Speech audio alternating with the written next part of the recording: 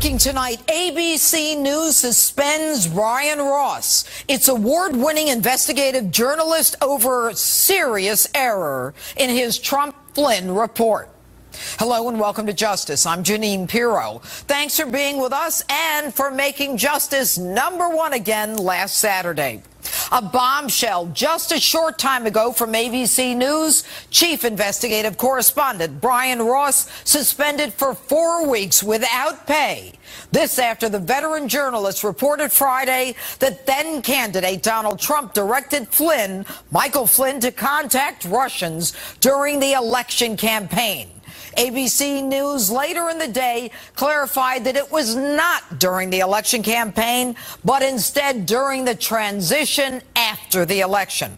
I'll have reaction to this developing story from Governor Mike Huckabee as well as my political panel. But first, my opening statement. How much is your child's life worth on the open market? How about on the open political market? Kate Steinle's family found out this week in San Francisco nothing. Absolutely nothing. The agenda of the lawless left was satisfied when a jury acquitted Jose Inez Garcia Zarate of all homicide charges, murder and involuntary manslaughter. And the sanctuary zealots of San Francisco are still patting themselves on the back.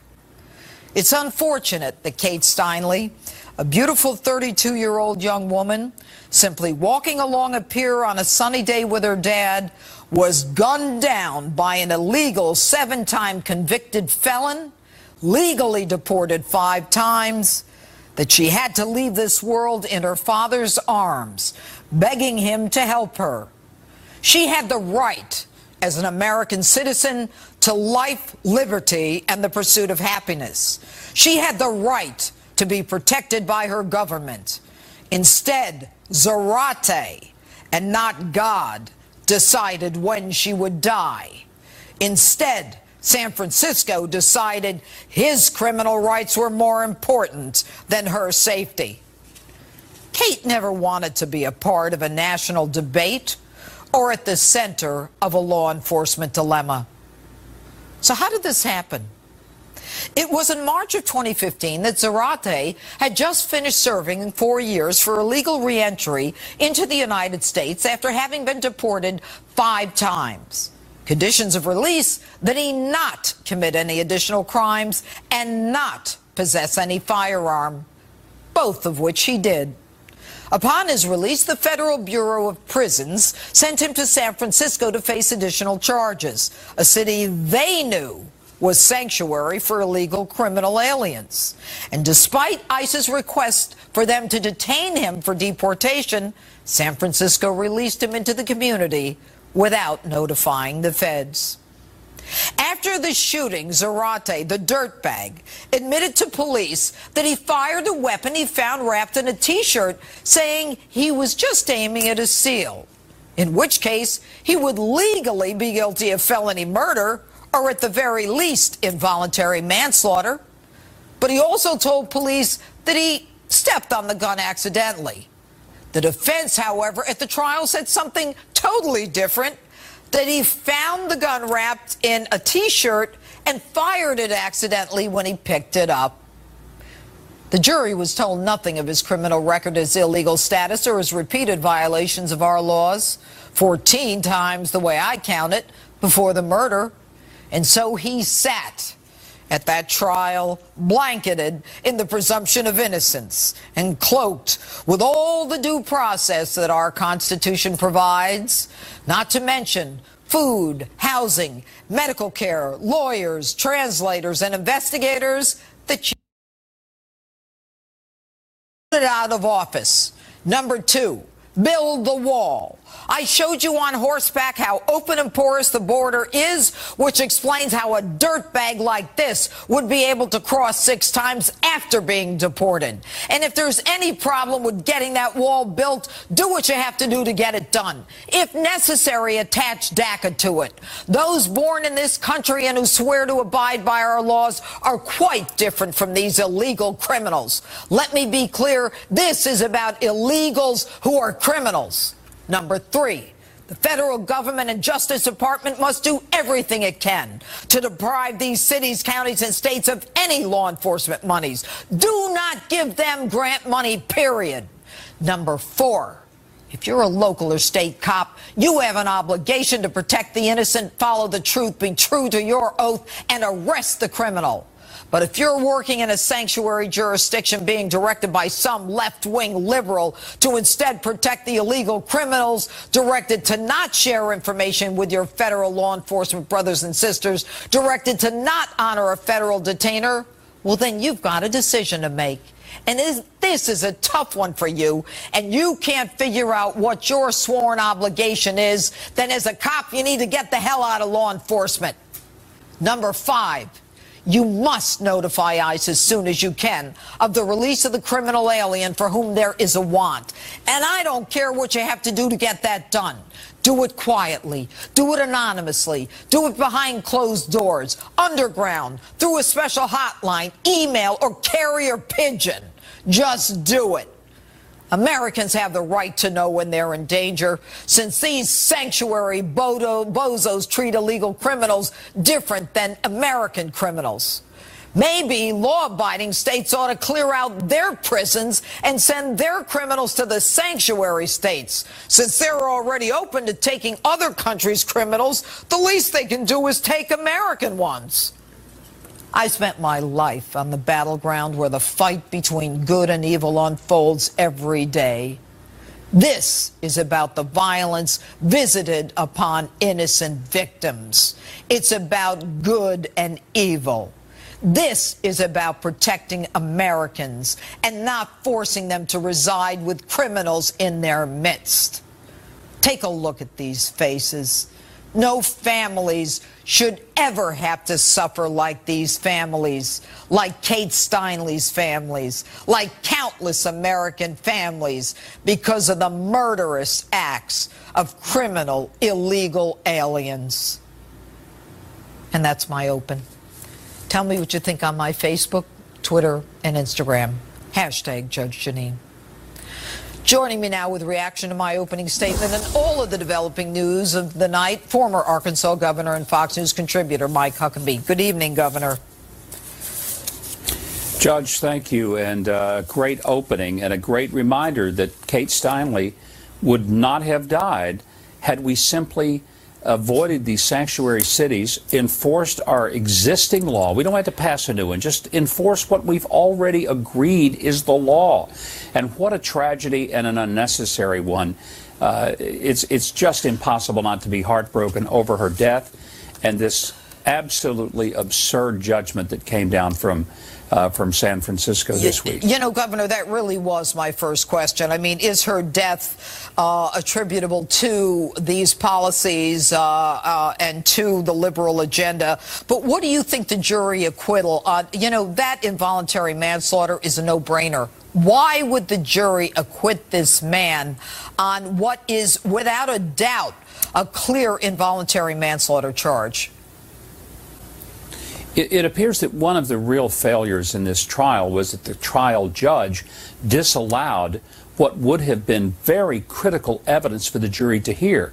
I know a lot of people are going to be critical and maybe condemning of the jury, but you got to remember that the jury, and you know this better than anybody as a longtime judge, the jury can only make their decision based on what they're able to hear, that which is admissible.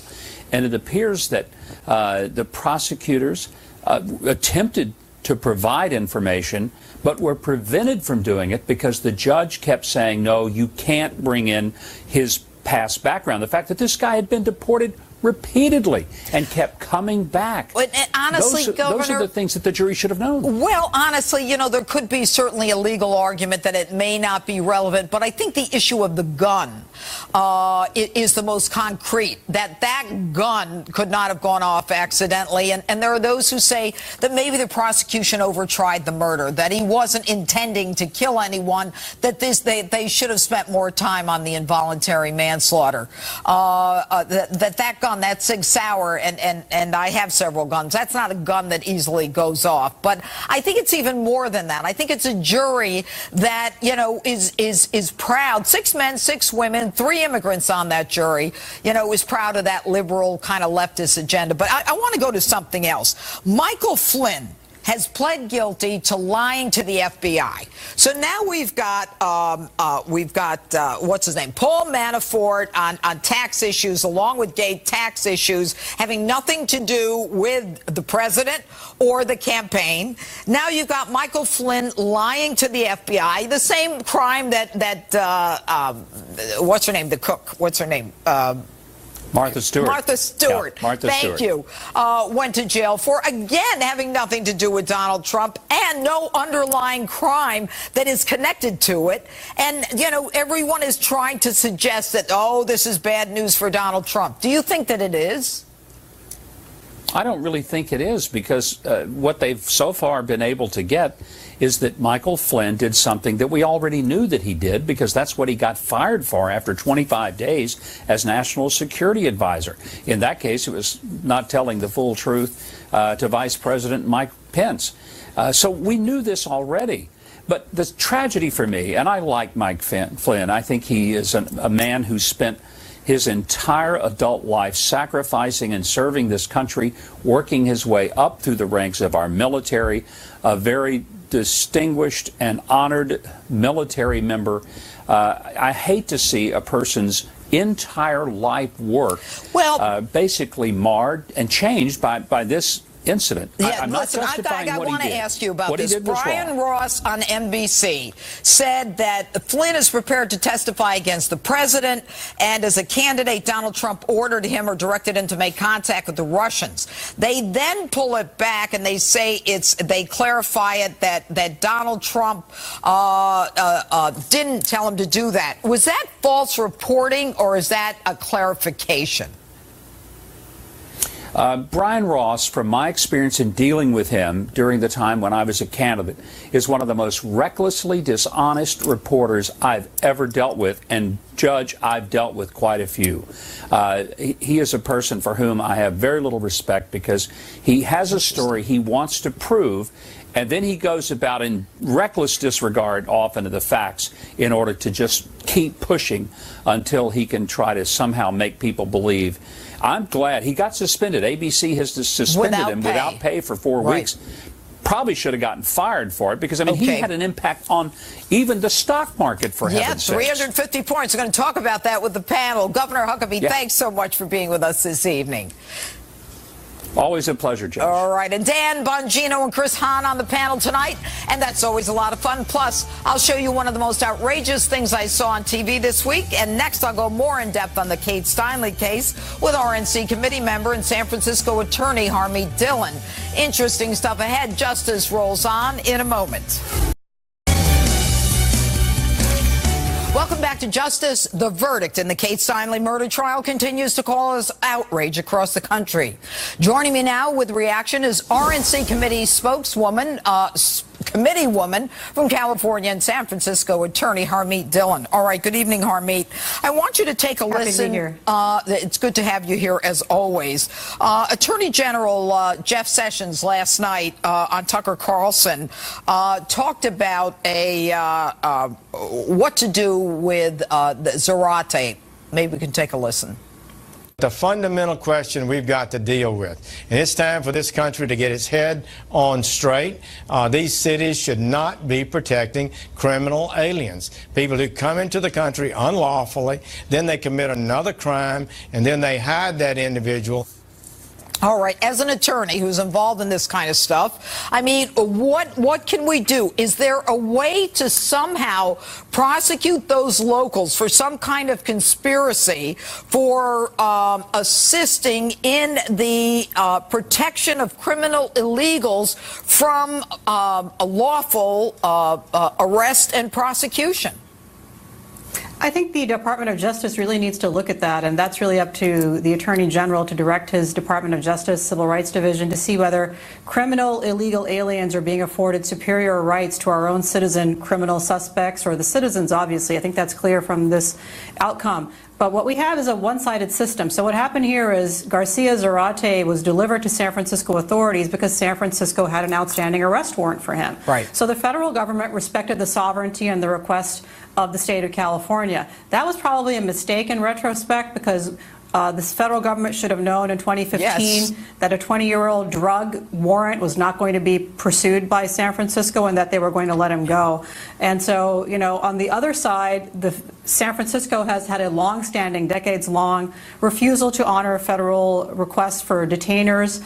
There are many other cities in in California, and there are 300 sanctuary cities in the state of the United States. So as of January 1st, 2018, our governor has made our entire state of California a sanctuary state. So the feds have to be very careful in honoring those warrants and releasing people back into California. Harmeet, you're right. The feds have to be careful about, and I agree with you. You got a 20-year-old case, you know it's going to be dismissed. Why bother to bring the guy there?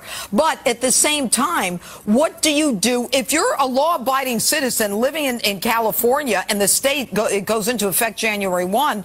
What do you do about those people that have put this into effect? I mean, do you vote them out of office? I mean, what do you do? Well, you got to vote him out of office. I mean, we have a one-party state here, literally. That's why we have this problem, and these liberal politicians have blood on their hands. So there's really no other way to put it. This lady's death is due to San Francisco and now California politicians' refusal to honor the law. And citizens of California really have to draw the line. We have 3 million illegal aliens in our midst. Most of them are not criminals in terms of being killers or murderers. They've broken the law. But, you know, it's not tolerable to have the situation in San Francisco or in any city or in any jurisdiction here in California. And like you said in your opening, I think law enforcement officials have to look in the mirror and say, am I really going to be able as a law enforcement official to give superior treatment and rights to a criminal illegal alien wanted by the feds and let that person into my community where he may commit a crime and carnage may occur? I think it's deeply irresponsible for any of them to follow that law, and I hope there's some civil disobedience in that regard. Well, Harmeet, and I also hope that, you know, although Garate has probably almost served all of his time on the one count he was found guilty of, based upon the time he has spent in waiting for his trial, I'm hoping that the Department of Justice does file additional charges for the violation of the federal statute. Harmeet Dillon, thanks so much for being with us. All right. And they're back and ready for action. Next, Dan Bongino, Chris Hahn, my political panel, ready to do battle in the name of justice. You can't miss it. They're ready for action. Live from America's News Headquarters, I'm Marianne Rafferty. Baltimore's police commissioner now asking the FBI to take over the investigation into the deadly shooting of a city homicide detective killed just a day before he was set to testify in a police corruption case. Sean Suter was shot with his own gun after approaching a suspicious man in a vacant lot last month. Suter was set to testify before a federal grand jury investigating an elite unit of indicted Baltimore officers. And a former Stanford swimmer who made national headlines while on trial for a 2015 sexual assault is now appealing his conviction. Brock Turner was convicted last year and sentenced to a widely criticized 6-month sentence for assaulting an unconscious woman. But now Turner's attorneys won a new trial, claiming the first was unfair. The case now goes to the California Court of Appeals. I'm Marianne Rafferty. Now back to Justice with Judge Janine. Breaking tonight, President Trump on a tweet storm right now. The president, within the past few minutes, tweeting about General Michael Flynn, saying Flynn's life is destroyed, while crooked Hillary Clinton, on that famous FBI holiday interrogation, lied many times and nothing happened to her. It's a rigged system or a double standard. Then the president continues, many people are asking what the Justice, in quotes, Department will do about the fact that said Hillary deleted those 33,000 emails. And the president also just tweeting about the news that ABC News has suspended journalist Brian Ross for a report Trump called horrendously inaccurate and dishonest. A lot from the president, all in the past few minutes. Joining me now, my all-star political panel for the night, former Secret Service agent, best-selling author Dan Bongino, along with former aide to Schumer, radio talk show host Chris Hahn. All right, guys, Dan, I'm going to ask you first. Isn't the president right? Number one, Hillary Clinton lies to the FBI, and I'll tell you why, Chris. Don't even start. She either knew she had classified emails, or what was her reason for deleting 33,000 of them? What do you say to this, Dan?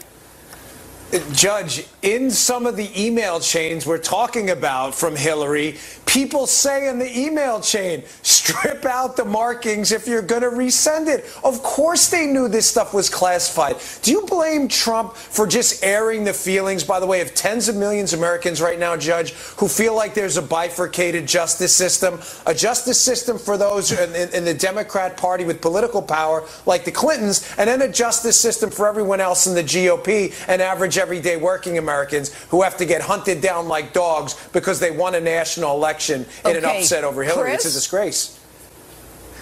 You know, I mean, I think America's had enough of this distraction about Hillary Clinton. They see right through it. No, they haven't. The president's national security advisor pled guilty to a felony yesterday and is fully cooperating with the he was special forced to plead prosecutor. guilty for lying. She was cut loose for lying. And then we just find out that a top FBI investigator was thrown off Mueller's team because he was writing anti-Trump tweets with his girlfriend, and he was married, while he was on the case on Hillary Clinton's case. Respectfully, Your Honor, nobody takes a plea to a felony who's been a three-star general unless he's cutting a deal for something much worse. Oh, and the how do only you know reason that? Mueller's giving him How a do you deal. know that? Hold Do on. you have And the inside only reason, information? hold on, Judge. Hold on, Judge. Hold on, Judge. You know this because you were a prosecutor. I know this because I worked in DA's office. And the What'd you only do in reason the he's DA's taking that office? deal, I worked in I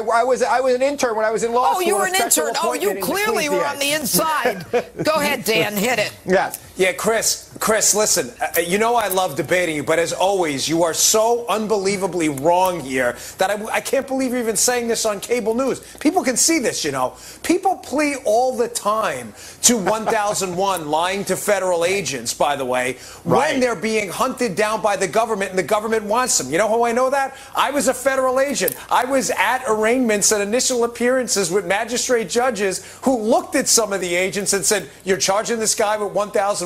Don't tell me it doesn't happen. It happens all the time. Hey, and the bottom line is the government wanted Flynn and they wanted the team, and that's what they got him with. This nonsense 1001 The government wants somebody bigger than Flynn, and that's why they gave Flynn a deal. Wait, and no, Flynn is hold on. Judge, and the president, by the way, Chris, the president knows Chris, this. hold on. One at a time. One at a time. Chris, where's the scheme? Andy McCarthy, I promise I'll let you go, but Andy McCarthy brought up a great point in National Review, former federal prosecutor.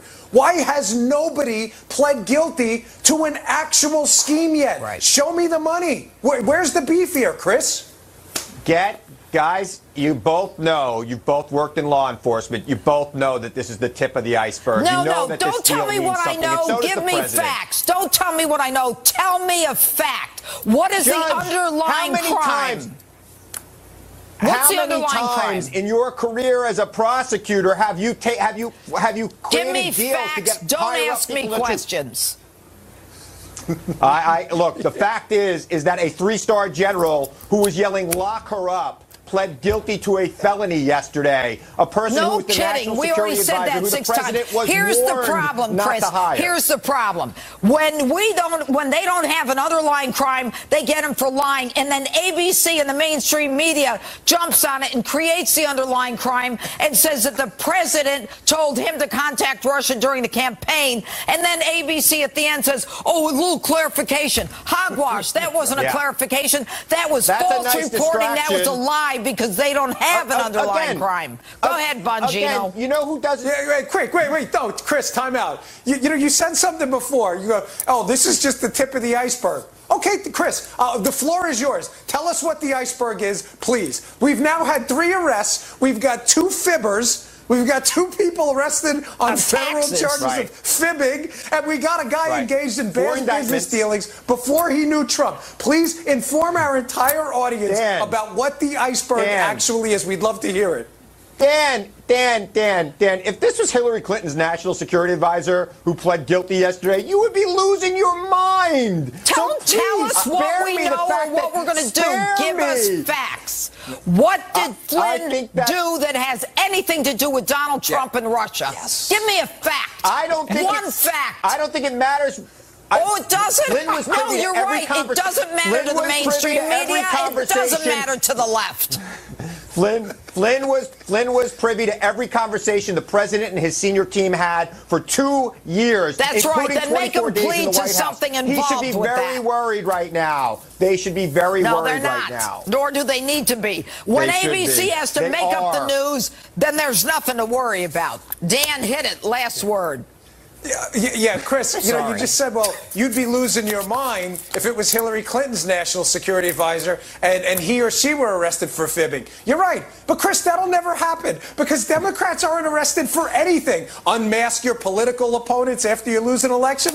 No problem. Delete 33,000 emails. Have a private email server hacked. It's all good. They never get arrested. It's only Republicans who get arrested, by the way, for fibbing, while the Democrats get away with everything. It's a disgrace. Give me a break. Yeah, destruction of evidence, etc. Dan Bongino, Chris Ham, thanks so much. And it's dominating news, but do you really understand the tax bill? DeRoy Murdoch is next, and we'll go into depth to explain the big win for the White House and what it means for you. Stay with justice. It's the just thing to do.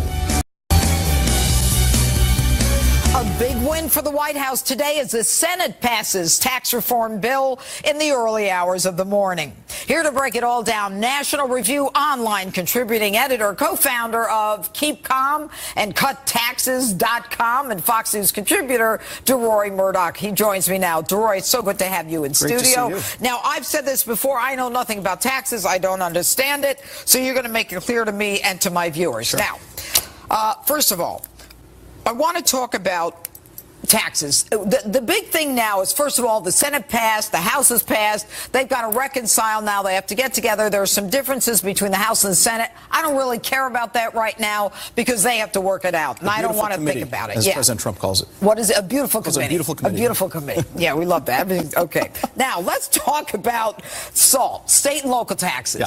So that primarily affects New York, New Jersey, California. Those are the Democrat states. That's right. Okay, I didn't say Democratic. I said Democrat states. Okay, so is the federal government saying, boo on you? You've got all these illegals living in your state. You've got all of these government programs. We're not going to let you benefit from anything. You're going to have to pay for all these programs. Yeah. Well, I call SALT the state and local tax deduction. I call SALT the opiate of the overtaxed masses, essentially. What this does is people like us New Yorkers, people in Jersey, California, the high-tax states, because we're able to write this off against our federal income taxes, it really decreases the amount of pain we'd feel. I think if I urge the conference committee just to get rid of this deduction and make it so that people in New York, New Jersey, California feel the full impact of these high taxes. And I think what will happen, all of our liberal friends are running around here in New York, Beverly Hills, Malibu, etc., they suddenly are going to turn into supply-siders, and they'll be calling up Mayor de Blasio, Governor Cuomo, Jerry Brown, and saying these taxes are too high, we're sick of paying this, you got to give us tax relief. And all of a sudden you're going to find liberal Democrats suddenly getting religion and calling for tax cuts. You know, the guy who just won in New Jersey for governor, he ran on, I'm going to raise property taxes. And now we can't deduct that stuff. I mean, it's crazy. But let's talk about actually, this. The head of the state Senate there, who's a liberal Democrat named Steve Sweeney, he said, listen, we got to take a second look at this millionaire tax because if we can't write it off against the state taxes, people are going to get up and move to Florida, move to Texas. Everywhere so you've got else. Democrats now saying maybe we can't raise taxes. What about this claim that it's the rich versus the poor, only the rich are benefiting? Aren't the rich the ones primarily paying taxes? That's exactly right. I think the top 1% in this country pay about 37% of income tax. The top 10% pay about 70%. So it's not surprising. So who else is going to get the break? Well, when you have a tax cut, the people who pay most of the taxes are going to get most of the cuts. That shouldn't be surprising. Now, there are going to be benefits for the middle class. The standard deduction goes up. The per-child tax credit increases. People are not going to have the, if it goes through the conference committee, the AMT, the alternative minimum tax, that's going to go away. So there are a lot of benefits as well to the middle class. But it shouldn't be surprising that most of the people who pay most of the taxes are going to get most of the cuts. That all right. Now, I want to talk about how the left, the media, the mainstream media, and the left, with their lies and their exaggerations, actually impact the economy too. This latest thing with Brian Ross suggesting that the president directed Donald Flynn to contact Russia during the campaign. The significance of that. Sure. The original story said that candidate Trump did this, right? Which means during the campaign, which suggests collusion and contacting the Kremlin to help him win the election. Later on in the day, they removed the word candidate. All of a sudden, it's President-elect Trump. And when President-elect Trump says to Flynn, please contact the Russians, he's basically saying, do your job, get in touch with these people, give them your business card, so after January 20th, when we're in the White House, you already will have established these connections. Which is a legitimate thing to do. Which you'd expect him to do. Okay. And in fact, he did this with about 30 other countries. So it's nothing at all unusual or inappropriate. Final in the last 20 seconds, the Dow goes down 350 points when Brian Ross lies or misrepresents that Flynn is committing basically a crime at the behest of the president. And then they correct it and the Dow goes back up. Yeah. It goes back Absolutely. up. So you can't lie and not hurt the economy. So they should tell the truth and leave the economy alone. I think that's right. Good advice. Roy Murdoch, great having you with us for the Thank first time on Justice. All right, now what's the craziest thing you heard this week? I'll show you my entry next. My entry. You hear some pretty outrageous things on TV during the week, especially in this day and age. Take a look at Joy Behar on The View, reacting to what turned out to be fake breaking news reported by ABC. ABC News' Brian Ross is reporting Michael Flynn promised full cooperation to the Mueller team and is prepared to testify that as a candidate, Donald Trump directed him to make contact with the Russians. Yes! He goes to jail. He goes to jail. He goes to jail. Lock him up. Lock them up. On election night, I had to wear a veil. I was in mourning. So this is like the antithesis of that hideous night. And that's why I'm happy. But that bit of so-called news wasn't exactly true, as we've been reporting tonight. But regardless of that, it's just another example of misinformation coming from the liberal left. Joining me now to talk about that and more is Michael Tamaro, host of In the Foxlight. Good evening, Michael. Hello, Janine. Well, you are on fuego tonight. What is your take of Joy Behar? You know, he goes to jail. He goes to jail dancing about this. I mean, tossing around the cards and the whole thing. I mean, hats off to Robert Mueller for one thing. He actually got Joy Behar to live up to her first name. I mean, have you ever met someone more or less joyful in your life? And she's just such an angry person on a daily basis, and there she is, cheering on what could be a constitutional crisis, tossing around index cards like Rip Taylor on The Gong Show, although I have to say Rip Taylor had a better mustache than Joy. I mean, it's really the height of irresponsibility in my mind. Okay, all right. And now I want to call for another sound. Joe Scarborough, I want you to take a listen to this outrageous comment.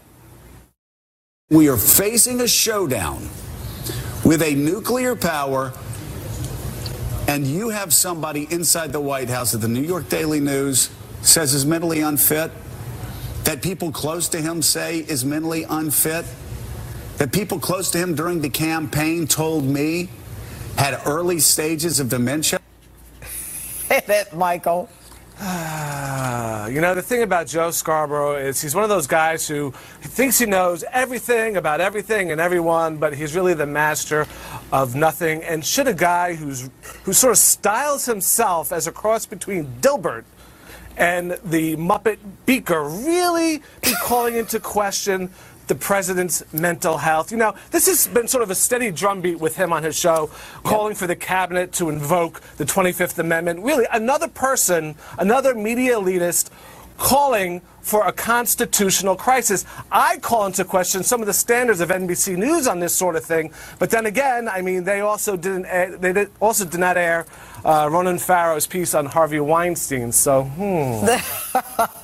And, you know, I'll tell you, the fact that he quotes the Daily News. He says the Daily News says that Donald Trump is mentally unfit. Well, that's the end of it. From now on, in all criminal cases across courtrooms in this country, they shouldn't call in psychiatrists to say if someone's mentally unfit. They should just call 1-800 the Daily News. They shouldn't waste their money.